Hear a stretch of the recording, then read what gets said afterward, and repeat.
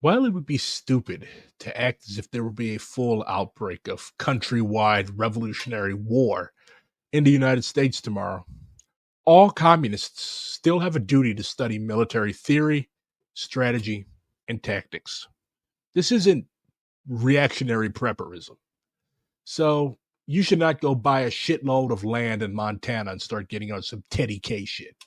If you do that and your shit goes south, and it will go south, I will laugh at you on straight. This being said, I advise comrades to think about how Maoist tactics can be applied in the upcoming protests and militant street demonstrations that will undoubtedly be more sharp and widespread than the 2016 2020 struggles. Undoubtedly, many of you comrades were out there. Take the lessons from the experience of the last Trump struggles and teach your newer comrades. That's how we begin to build a broad movement of cadres that actually know how to fight. Join an organization such as DSA and teach those who may be coming out to militant events for the very first time. So let's begin our discussion on basic Maoist tactics. The summation of the tactics that Mao taught us, if you don't take anything else away from this video, take away this. The enemy advances. We retreat. If the enemy camps, we harass. If the enemy tires, we attack. And if the enemy retreats, we pursue. When you organize, whether it be a tenant struggle or a militant protest, keep this in your mind. So, the article that I'm basing this on, Basic Tactics, hence the title, was written in 1937 during the early days of the Second Sino-Japanese War. The very first section discusses the methods of the guerrilla fighting of the popular masses, which is rooted in thousands of years of concrete practice in Chinese peasant struggle and struggle against imperialist occupiers. Mao tells us, in our daily life, is there any object that cannot be used to destroy the enemy, or any type of action that cannot reduce or destroy his fighting strength? For example, a kitchen knife, a wooden hammer, an axe, a hoe, a wooden stool, or even a rock can all be used to destroy the enemy. Such actions as cutting electric lines, destroying bridges, starting rumors, poisoning, or cutting off supplies can everywhere inconvenience the enemy or reduce his fighting strength. All these are methods we may be unwilling to utilize or unable to employ. But if we really want to destroy the enemy, there are weapons for us everywhere and work for us to be doing at all times in order to ensure effective, united action by the army and the people. Effective, united action by the army and the people. That is the key link. Many of our revolutionary elders in the Black Liberation Army and other armed groups of the 1970s, while we should still learn from and respect them, we also have to admit objectively that they failed, hence we're not living in the People's Republic of New Africa right now, and they ended up dead or in exile or prison to life in major part because they were divorced from the masses. In the 1970s, the revolutionary military strategy that was most in vogue was the Foucaultismo strategy laid out by Regis Debray, based on the successful struggle for the liberation of Cuba.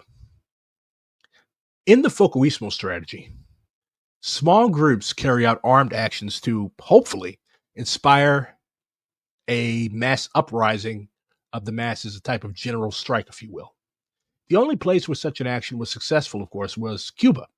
Everywhere else, a focal strategy has been attempted, including Bolivia, where Che Guevara met his unfortunate and untimely death, resulted in the destruction of the Guerrilla Foco.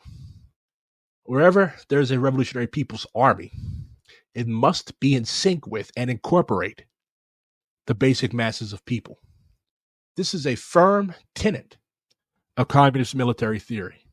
If you break it, then you are going to set yourself up for failure. And failure in this business generally ends up with you in a box of either pine construction or steel construction. And I don't think you want to be in either. The second key point of basic tactics that I want you guys to think about and apply is do not fear the enemy. Mao teaches us when we see the enemy, simply because he has a weapon in his hands, we must not be frightened to death like a rat who sees a cat. We must not be afraid of approaching him or infiltrating into his midst in order to carry out sabotage. We are men. Our enemies are also men. We are all men. So what should we fear? The fact that he has weapons? We can find a way to seize his weapons. All we're afraid of is getting killed by the enemy. But when we undergo the oppression of the enemy to such a point as this, how could anyone still fear death? And if we do not fear death, then what is there to fear about the enemy? So when we see the enemy, whether he is many or few, we must act as though he is bread that can satisfy our hunger and immediately swallow him. This addresses the common retort by rightists and revisionists of various stripes that our enemy will destroy us immediately and arrest us all. Therefore, militant action is useless and adventurous. No. Adventurism is only when you engage in militant activities that the masses are not prepared for. So, if you are pursuing an ultra-left, elitist military method, if you rely on a handful of people who know everything to storm heaven, then yes, this is true. This revisionist line that we will all be arrested and murdered or have other untoward things happen to us is also used to stifle militancy at demonstrations by groups of people who think that we can vote our way to liberation. The key link, however, is the masses. If the masses are objectively unprepared to engage in a militant action, then yes, we should definitely take the enemy seriously and refuse to engage in struggle with forces that outnumber us and the militant masses. Like Comrade Elder Fred Hampton said, such actions are customary, meaning that they will result only in our arrests, serious injuries, or even deaths. And I don't think we want either one of those three. When the masses are in a militant, fearless mood, however, and there is an upsurge of struggle, we should unite with and lead them and join them in this militant struggle and put aside our own fears that derive from the class position of the petty bourgeoisie. Failure to unite with the masses in rebellion and militant struggle is right opportunism, and objectively, it helps to hold back the struggle. It is possible to kettle the enemy, drive them back, and make them flee if there is the will, if there are the numbers, and if there is the fearless spirit among the people and the cadres. Mao continues, when it is not advantageous to our main land army to meet the enemy in large-scale engagements, and therefore we send out small commando or guerrilla units, which employ the tactic of avoiding strength and striking at weakness. Avoid strength and strike at weakness. If we adopt the principle of flitting about and having no fixed position, and we subdue the enemy according to circumstances, and when we do not oppose the enemy according to the ordinary rules of tactics, aka shit they expect you to do, then this is called employing guerrilla tactics. Many of our comrades refer to this as the method of being water. Such tactics were applied very recently during the encampment struggles of last year around the ongoing genocide of the Palestinian people. During these encampment uprisings and struggles, groups of activists and the masses would take advantage of the police lack of coordination, lead them down blind alleys, take buildings, leave and then take another building, and take other actions that displayed an advanced command of tactics that could only be born from experience and struggle in addition to study. Comrades should pay special attention to the principle of avoiding strength. What is strength in the context of a protest? That would be a really, really hard shield or bike wall. And attacking and taking advantage of weakness. This method, this tactic of attacking weak and avoiding solid is a time-honored principle of maroon warfare and also indigenous struggle against the colonizers. And this is a universal tactic of people's liberation forces and people's resistance forces. Mao continues a few sections down. If the enemy guards his position firmly or defends a strong strategic point, then, Unless we have special guarantees of success, we must not attack him. If we attack him, we will waste considerable time, and our losses in killed and wounded will certainly be many times those of the enemy. Moreover, in guerrilla warfare, our artillery is not strong.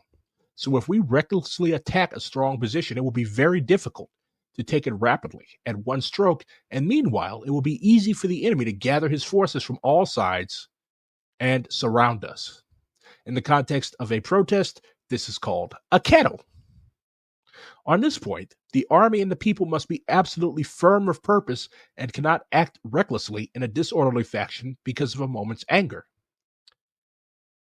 If we do not have a 100% guarantee of victory, we should not fight a battle, for it is not worthwhile to eradicate 1,000 of the enemy and lose 800 among ourselves.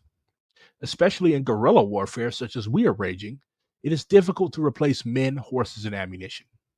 So if we fight a battle and lose many men and horses and much ammunition, this must be considered a defeat for us. Many comrades overestimate their own strength and underestimate that of the enemy, and suffer for it. They also cannot really read the desires and readiness of the masses and fully rely on them, instead choosing to rely on themselves. As a result, they are frequently arrested and beaten mercilessly and unnecessarily. Let's be real. Getting arrested and being beaten the fuck up does not make you harder or stronger than anybody else. Good soldiers and revolutionaries do not allow themselves to be captured in the first place. Study tactics and take concrete steps to defend the liberty of your comrades. Study de-arrest tactics and ensure that you are not put in a position where large numbers of comrades can be captured or physically assaulted in the first place. Just like a good revolutionary does not allow himself to be captured, we also do not allow our comrades to be captured. The method of communist warfare is to avoid the solid and attack the hollow with the backing, active participation, and support of the masses. We can also utilize diversion tactics, or what Mao would call creating an uproar in the East and attacking in the West. It's also important, if a demonstration or struggle is planned by us, to have firm ties with the masses in the neighborhood or area. Of course, the composition of a gentrified or downtown commercial area is radically different than, say, a neighborhood that is majority Black or Latino working class. But even then, forming ties with the construction workers, baristas, restaurant workers, bus drivers, subway conductors, and other proletarian elements can be very useful. Why? When the enemy surrounds us and blockades us, we should rouse the popular masses and cut the enemy's communication in all directions so that he does not know that our army is already near him. Then we should take advantage of a dark night or chaos or confusion or the light of dawn to attack and disperse him. The popular masses use a great variety of flags, occupy mountaintops or villages, market towns, and use gongs, spears, cannons, swords, spikes, trumpets, and various other instruments. They scatter all over the landscape and yell, thus distracting the enemy's eyes and ears. Has anybody ever heard the Maoist saying that all under heaven is chaos and the situation is excellent? In the situation of a mass uprising or demonstration, the more fluid, the more, I guess you could say, chaotic a situation that the police have to deal with, the better the chances of spreading and possibly even driving back the forces of the enemy, straightening them thin, and then enabling them to be, the more chaos they have to deal with, basically, the easier and the better it's going to be for revolutionary forces to operate. Whereas if they are disciplined, if they know what they're doing, if they're not running for their lives, then it makes it easier for them to apply reactionary tactics and parcel out small groups of militants to harass or beat or arrest and generally fuck shit up. So when you think of a protest, when you think of a militant demonstration, you should think of it as a mini war, because that's essentially what it is. So if you have the forces of the state with all of this power and the monopoly on violence, then you have to use people's tactics. Guerrilla war is the war of the little man. It's the war of the poor man. You cannot engage in a conflict with the heavily armed enemy trying to use his own methods, because you will lose. But people's war tactics are impossible to defeat if you unite with and rely firmly on the masses. So yeah, we're not going to have baristas, drivers, and construction workers joining the fray while they're on the clock, but they are good for information and low-key methods of disruption of police attempts to break up our demonstrations. If you cultivate and cherish these relationships and you use them.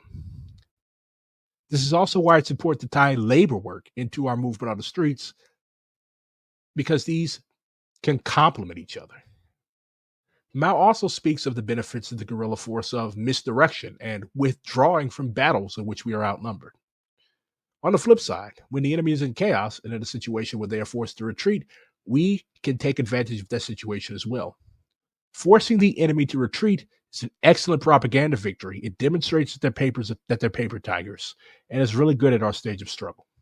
It's the same as when a landlord backs down or when a boss grants concessions out of a struggle. It's always good to shit on the people that make your life a living hell. These victories can be used to rally the people, educate them, and bring hundreds of people into the movement, allowing us to do bigger and better shit. People follow strength. Why did the Black Panther Party get such support? It wasn't because they sold the little red book, the sisters tricking on the corner, and the brothers in the pool hall did not know who Mao Zedong was. They knew who the pig was, though, and they saw the Panthers. They saw the Panthers making the pigs back down. How did they make the pigs back down? By relying on the masses. They would literally roll up to a cop harassing somebody, gather a crowd, because let's be real, in Oakland in 1967, it was very rare to see a couple of black dudes with shotguns and pistols getting out arguing with the cops. So they would gather a crowd for a display while Huey and Bobby argued the rights of the community. This was a political education, propaganda, and legal education display all in one. The people loved it, and they recognized the Panthers as their stalwart champions and fighters. As a result, they joined the Black Panther Party for self-defense because the struggle was real to them.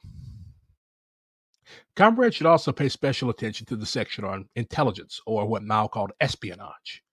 It's essential to know the nature of an area in which we operate, the geography, places where we can hide, gather, disperse, and do other things that I am obviously not going to discuss here for obvious reasons. In all things, we must rely on the masses. Creativity is important. This also ties into the section on communication among units, affinity groups, or whatever you call your comrades and groups of comrades.